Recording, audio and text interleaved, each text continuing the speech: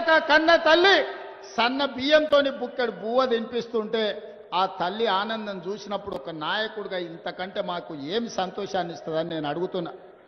కోట్ల రూపాయలు ఇయ్యవు, వేల కోట్లు సంపాదిస్తే ఇవాళ పక్కన చూస్తున్నారు.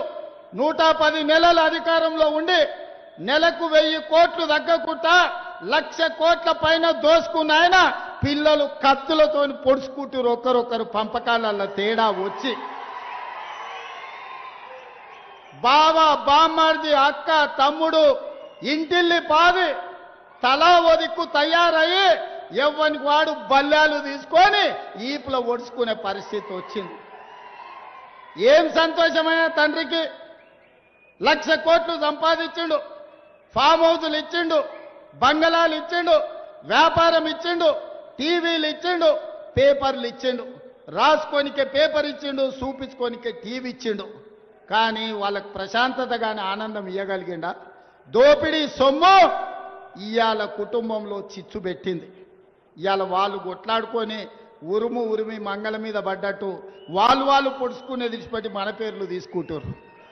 మేమేదో ఆన్లైన్ కాళ్ళు ఉన్నాం, మేమేదో ఈన్లైన్ కాళ్ళు ఉన్నామని. నేను ఒక మాట చెప్పదలుచుకునే, ఎక్కువ చెప్పదలుచుకోలే. కానీ 2023 డిసెంబర్లోనే ఆ కాల నాగును మీరు కట్టెతో కొట్టి చంపారు. ఇప్పుడు ఆ సచ్చిన పావును చంపాల్సిన అవసరం నాకుందా?